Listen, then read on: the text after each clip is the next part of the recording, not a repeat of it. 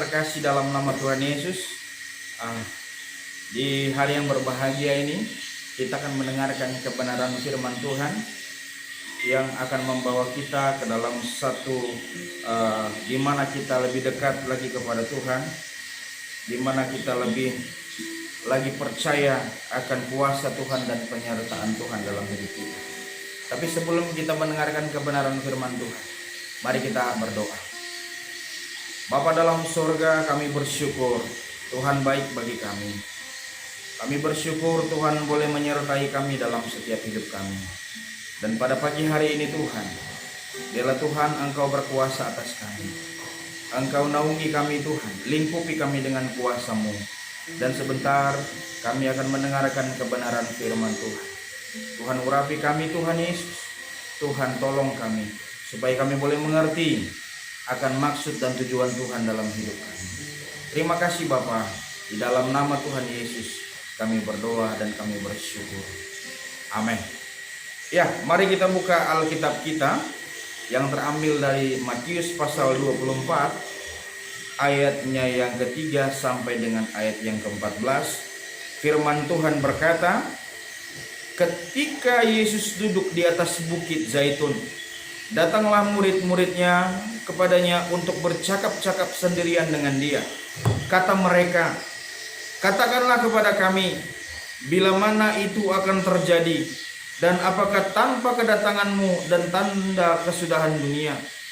Jawab Yesus kepada mereka, waspadalah supaya jangan ada orang yang menyesatkan kamu. Sebab banyak orang akan datang dengan memakai namaku dan berkata, Akulah Mesias, dan mereka akan menyesatkan banyak orang. Kamu akan mendengar deru perang dan kabar-kabar tentang perang, namun berawas-awaslah. Jangan kamu gelisah, sebab semuanya itu harus terjadi, tetapi itu belum kesudahannya. Sebab bangsa akan bangkit melawan bangsa, dan kerajaan melawan kerajaan. Akan ada kelaparan dan gempa bumi di berbagai tempat. Akan tetapi semuanya itu barulah permulaan penderitaan zaman baru. Pada waktu itu kamu akan diserahkan supaya disiksa, dan kamu akan dibunuh, dan akan dibenci semua bangsa oleh karena namaku. Dan banyak orang akan murtad, dan mereka akan saling menyerahkan dan saling membenci. Banyak nabi palsu akan muncul dan menyesatkan banyak orang. Dan karena makin bertambah kedurhakaan, maka kasih kebanyakan orang akan menjadi dingin. Tetapi orang yang bertahan sampai kesudahan akan selamat. Dan Injil kerajaan ini akan diberitakan di seluruh dunia, menjadi kesaksian bagi semua bangsa.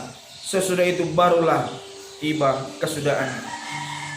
Bapak Ibu Saudara yang terkasih dalam nama Tuhan Yesus, firman Tuhan pada hari ini mengajarkan kita tentang bagaimana Yesus menyampaikan tentang akhir zaman, supaya kita boleh mempersiapkan diri ketika saat itu tiba dalam kehidupan yang kekal. Bapak Ibu Saudara yang terkasih dalam nama Tuhan Yesus Kristus, kapan zaman ini berakhir? Dan apa tanda-tandanya sampai hari ini?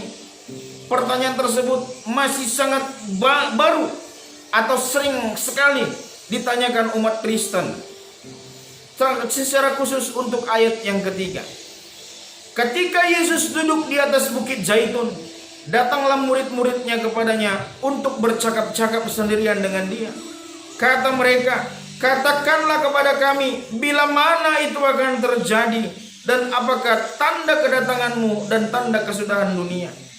Bapak Ibu Saudara yang terkasih dalam nama Tuhan Yesus, Tuhan tidak hanya menjelaskan tanda-tanda yang mendahului kedatangannya, tetapi juga bagaimana sikap kita menanti kedatangannya.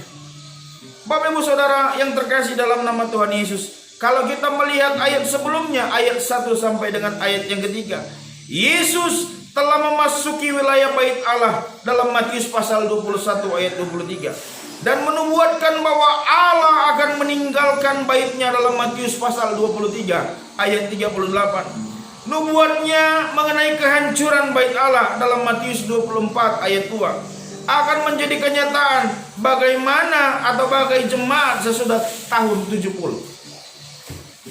Bapak Ibu Saudara yang terkasih dalam nama Tuhan Yesus, Tuhan Yesus berbicara dengan para muridnya. Mereka bertanya kepadanya, yang pertama mengenai kapan bait Allah akan dihancurkan. Yang kedua, mengenai kapan ia datang sebagai anak manusia, dan dengan demikian dunia akan berakhir. Dalam jawabannya, Yesus berhati-hati untuk membedakan antara dua kejadian. Kalau kita melihat Markus pasal 3 ayat 5 sampai 13 dan Lukas pasal 21 ayat 8 sampai 19.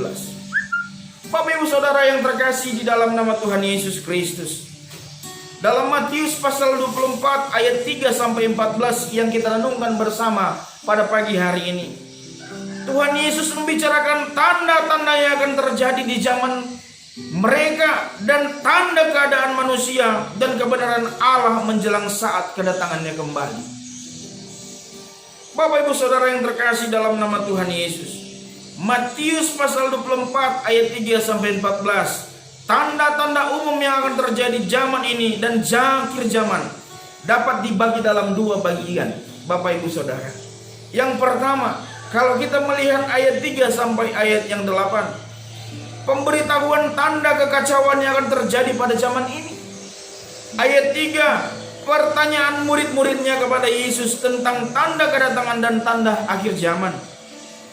Ayat yang keempat dan ayat yang kelima, Yesus menjawab dan memperingatkan murid-murid tentang Kristus palsu atau nabi-nabi palsu. Dan ayat yang ke-6 sampai dengan ayat yang ke-8 ini mengenai peperangan. Ini bagaimana tentang kelaparan. Ini bagaimana tentang wabah penyakit dan gempa bumi. Bapak Ibu Saudara yang terkasih dalam nama Tuhan Yesus, saat ini kita dilanda dengan wabah corona, ya, atau yang sering disebut dengan COVID-19. Tapi banyak juga di antara belahan bumi ini terjadi gempa bumi. Seperti pagi tadi terjadi gempa bumi terjadi di Sulawesi Selatan. Apakah ini termasuk tanda-tanda akhir zaman? Tapi ini semua sudah dijelas dicatat dalam kitab suci yang kita baca.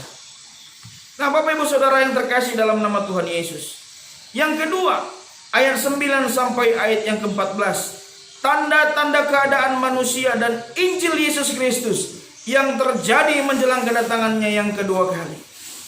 Ayat yang ke-9, penderitaan yang dialami oleh pengikut Kristus. Ayat ke-10 dan ke-12, kemurtatan dan kebenaran. Ayat 13, bagaimana sikap orang Kristen yang akan diselamatkan. Ayat yang ke-14, harapan dan tanggung jawab orang Kristen untuk menantikan kedatangan Tuhan Yesus untuk kali kedua. Bapak Ibu Saudara yang terkasih dalam nama Tuhan Yesus, ada beberapa tanda akhir zaman menurut Tuhan. Yang pertama, kalau kita melihat ayat 4 ayat yang kelima, timbulnya Mesias palsu dan para nabi palsu. Mereka diizinkan meniru hal-hal yang Tuhan pernah lakukan sehingga menyesatkan banyak orang. Yang kedua, peperangan akan melanda bangsa-bangsa. Ini menyatakan bahwa tanpa Kristus mustahil mencapai kedamaian dunia yang sejati. Yang ada hanyalah kebencian dan gila kuasa.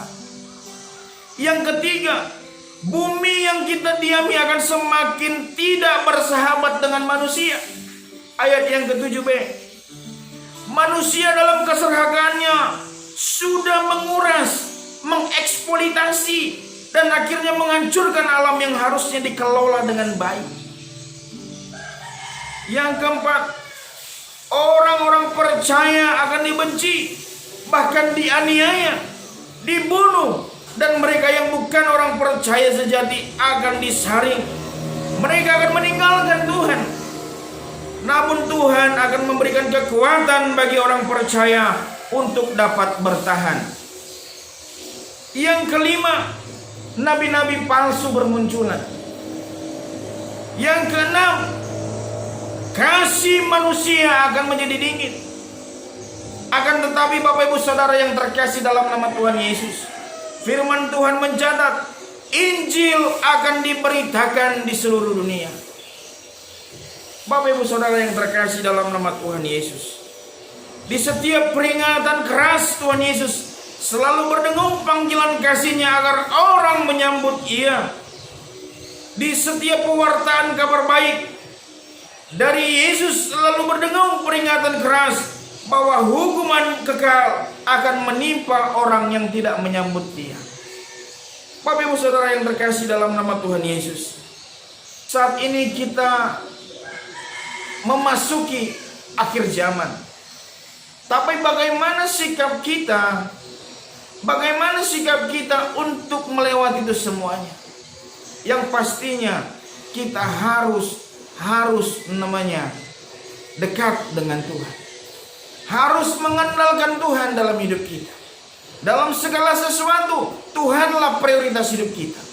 Dalam segala sesuatu, kita harus menjadi garda terdepan bagi orang-orang yang belum mendengarkan kasih Tuhan.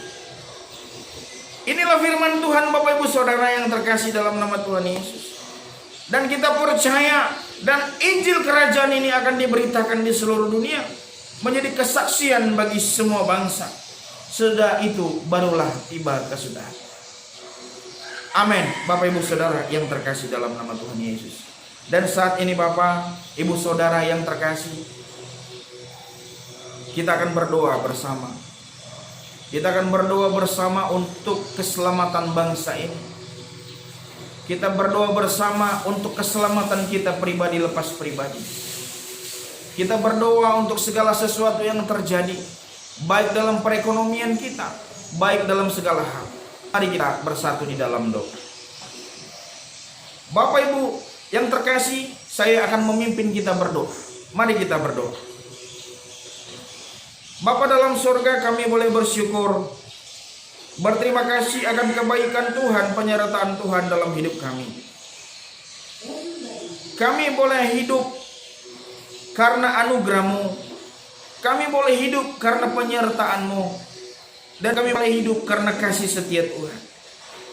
Saat ini Tuhan, kami berdoa untuk bangsa ini. Kami berdoa di dalam nama Tuhan Yesus, biarlah Tuhan kiranya memberkati bangsa ini, menolong bangsa ini. Bahkan juga Tuhan Yesus untuk wabah corona yang saat ini menghantui setiap orang. Kami berdoa Tuhan untuk setiap orang yang sudah positif COVID-19, suspek, ODP ataupun PDP. Kami berdoa Tuhan supaya proses pengobatan mereka Tuhan memberkati. Bahkan obat-obatan yang dikonsumsi, dan biarlah kiranya dalam proses pengobatan mereka dapat bertemu dengan Tuhan Yesus. Mereka dapat bertemu dengan Kristus, supaya mereka menyadari betapa besar kasih Allah akan mereka. Bapa di dalam sorga, kami berdoa untuk seluruh tim medis. Kami berdoa ya Tuhan, Tuhan yang pelihara mereka dalam pelayanan ini. Dan kami berdoa supaya Tuhan berikan hikmat dan kekuatan bagi mereka. Bahkan kami berdoa Tuhan untuk seluruh rumah sakit di seluruh Indonesia dalam menangani pasien COVID-19.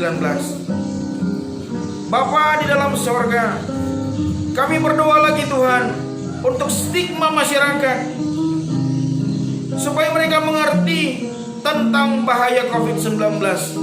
Ini bukan aib, tapi kami berdoa ya Tuhan, biarlah Tuhan memberikan hikmat bagi mereka, supaya mereka bersikap dalam lingkungan mereka, dalam rumah mereka, dalam tempat kerja mereka. Orang yang positif terkena kiranya, supaya ketakutan yang mereka alami itu tidak menimpa mereka. Bapa dalam surga, kami juga berdoa untuk setiap jemaat yang ada.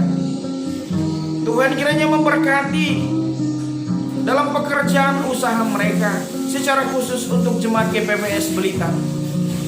Tuhan, kami berdoa di dalam nama Tuhan Yesus, segala usaha pekerjaan yang ada Tuhan memberkati. bahkan juga untuk kesehatan mereka. Kami percaya Tuhan akan menolong memberkati mereka juga.